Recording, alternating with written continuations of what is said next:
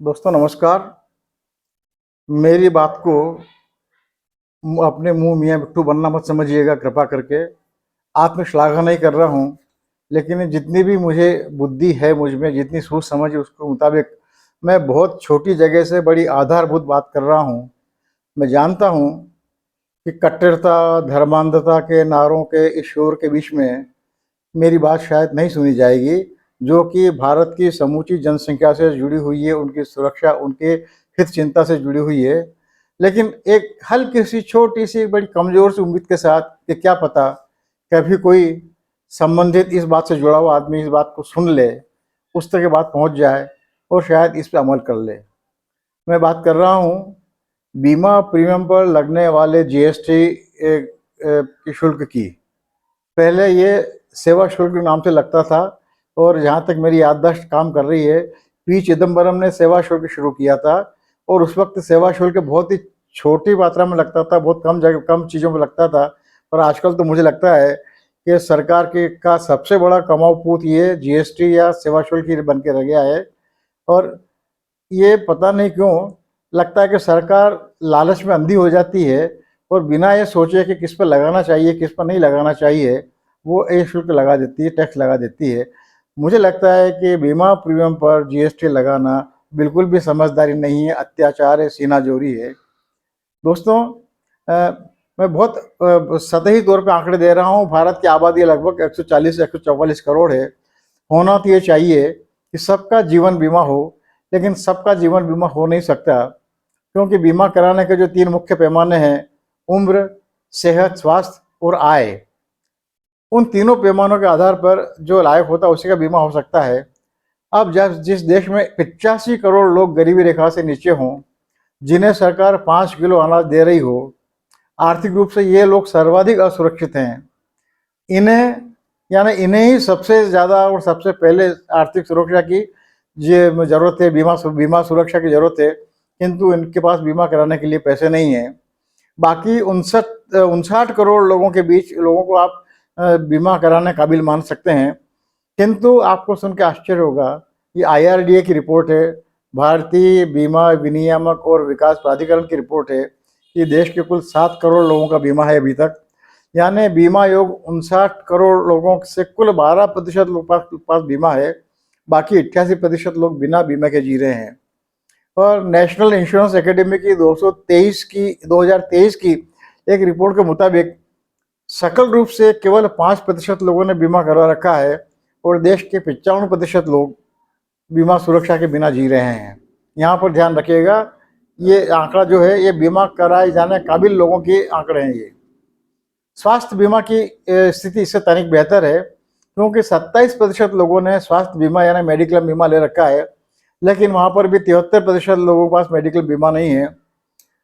और मजे की बात यह है कि जीवन बीमा के मुकाबले स्वास्थ्य बीमा की स्थिति बेहतर होने के बावजूद स्वास्थ्य बीमा कराने वालों की संख्या में लगातार कमी आती जा रही है साल दर साल, क्योंकि लोगों के पास बीमा खरीदने के लिए पैसे नहीं हैं। मजे की बात यह है कि आईआरडीए, भारतीय बीमा नियमन एवं विकास प्राधिकरण ने 2047 तक सबके लिए बीमा, ये नारा दिया है, 2047 तक सबके लिए बीमा, सबका बीमा हो जाए, ये लक्ष्य रखा है। लेकिन दिनों दिन घटती जा रही क्रय शक्ति के कारण जब मौजूदा बीमे भी जारी नहीं रख पा रहे हैं लोग, तो सबका बीमा कर पाना या सबका बीमा हो जाना तो मेरे हिसाब से एक ख्याली पुलाव से अधिक कुछ भी नहीं है।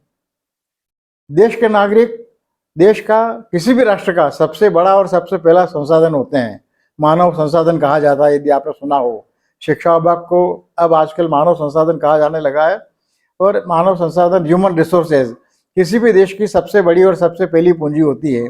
इसीलिए नागरिकों की सुरक्षा और उनका बेहतर लालन पालन सरकार की जिम्मेदारी होती है। इसीलिए रोटी, कपड़ा, मकान जो मूलभूत आवश्यकता है, इसकी चिंता सरकार के जिम्मे कर दी गई है। और इसीलिए प्रत्येक सरकार अपने संसाधन की, यानी अपने नागरिकों की रक्षा, देखभाल और चिंता करती है। आत्महत्या को इसीलिए अपराध माना जाता है।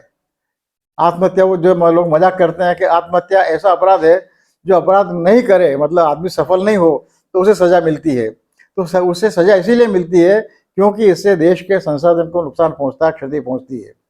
ऐसे में अब आप कल्पना कीजिए, यानी जिन्हें नागरिकों की सुरक्षा, आर्थिक सुरक्षा सरकार की जिम्मेदारी हो, ऐसे में जो लोग अपनी जेब से बीमा कराते हैं वे सरकार की जिम्मेदारी को कम करते हैं, सरकार की जिम्मेदारी में भागीदारी करते हैं।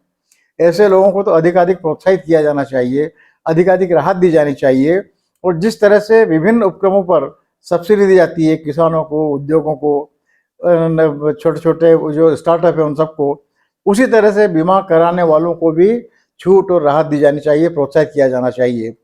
मैं मान लेता हूँ बीमा एजेंट हूँ, मैं मान लेता हूँ कि प्रीमियम में सब्सिडी दे पाना सरकार के लिए मुमकिन नहीं है, किंतु प्रीमियम दरें कम करके या चुकाई गई पूरी प्रीमियम को आय कर के छूट के लिए पात्र बनाकर उसे प्रोत्साहित किया जाना चाहिए। अभी आप जितनी प्रीमियम चुकाते हैं उसका कुछ हिस्सा ही आप आयकर में छूट ले सकते हैं। मेरा कहना है कि पूरी की पूरी प्रीमियम पे छूट दी जानी चाहिए, लेकिन उल्टा हो रहा है। जो नागरिक अपनी जेब से भुगतान करके सरकार की जिम्मेदारी कम कर रहा है उसे दंडित किया जा रहा है, उसे सजा दी जा रही है। उसे प्रोत्साहित करने के बजाय उस पर जीएसटी लगाकर उसे भल मनसात की सजा दी जा रही है, क्योंकि वो सरकार की और देश की सेवा कर रहा है। जब भी प्रीमियम पर जीएसटी हटाने की बात की जाती है तो सरकार अपने तर्क पेश करने लगती है। ये अत्याचार भी है और मेरे हिसाब से सीनाजोरी भी है। जिन्हें राहत दी जानी चाहिए उन पर जुर्माना थोपा जा रहा है, ये भी वो भी है क्रूरता और सीनाजोरी के साथ। मेरी धारणा है, मेरा निश्चित मत है कि सरकार की जिम्मेदारी कम करने के लिए बीमा ले रहे व्यक्ति की प्रीमियम पर जीएसटी या ऐसा ही कोई अन्य कर लगाना किसी भी सभ्य समाज के लिए और किसी भी लोक कल्याणकारी राज्य के लिए शर्म की बात होनी चाहिए। आपकी जिम्मेदारी कम करने वालों को बेशक सम्मानित न करें, कोई राहत न दें, लेकिन यार उन्हें उन पर आर्थिक भार डालकर उन्हें सजा तो नहीं दें। उन्हें सजा से बचा ही सकते हैं। बीमा प्रीमियम पर कराधान करने वाली सरकार को मैं अत्याचारी और सीनाजोर सरकार मानता हूँ। जहाँ से शुरू हुआ, मान लीजिए चिदम्बर से शुरू हुआ, तो वहाँ से लेकर निर्मला सीतारमण तक जो भी इस पे कायम है उन सबको मैं अत्याचारी और सीनाजोर मानता हूँ। मेरा सुनिश्चित मत है कि बीमा प्रीमियम पर कोई भी कराधान नहीं किया जाना चाहिए और समूची बीमा प्रीमियम को कर योग्य आय में छूट देकर बीमा कराने को प्रोत्साहित किया जाना चाहिए। लेकिन दुख की बात यह है कि बीमा कराने वाले एकजुट हो नहीं पाते, चाहे तो भी एकजुट हो नहीं पाते हैं, क्योंकि आज भी हमारे बीमे का ना तो अर्थ हम लोगों को पता है, ना उसका महत्व मालूम है, ना उसकी अनिवार्यता हम लोगों को पता है। और इसीलिए अपनी जिम्मेदारी में भागीदारी करने वाले नागरिकों की इसी लाचारी कौन सी, एकजुट नहीं हो पाने की लाचारी का फायदा सरकार उठाती है। लाचारी से, अपने नागरिकों की लाचारी से लाभ कमाना एक और अत्याचार और सीनाजोरी है। मैं उम्मीद करता हूं कि मेरी बात के मर्म को आप समझने की कोशिश करेंगे और शायद मुझसे सहमत होंगे। यदि इस बात को आप और आगे बढ़ा सकें, क्योंकि ये पूरे देश की पूरी जनसंख्या से जुड़ा हुआ मामला है। प्रत्येक परिवार को आर्थिक सुरक्षा मिलनी चाहिए और आर्थिक सुरक्षा बीमा से ही मिल सकती है। वक्त वक्त पर कभी कभी दुर्घटना में, कभी आपातकाल में, कभी प्राकृतिक आपात में स्थिति में आखिर सरकार जो राहत देती है वो पर्याप्त नहीं है, वो सर्वथा पर्याप्त है। प्रत्येक परिवार को समुचित आर्थिक सुरक्षा के लिए बीमा ही एकमात्र साधन है और उसके लिए सरकार को अपनी ओर से यथासंभव अधिकाधिक राहत देने वाले कदम उठाने चाहिए। बहुत बहुत धन्यवाद, नमस्कार। कृपा करके मेरा चैनल सब्सक्राइब कीजिएगा, करवाइएगा और इस बात को आगे बढ़ाइएगा। सदैव की तरह आपका कृपाकांक्षी मैं, विष्णु बैरागी।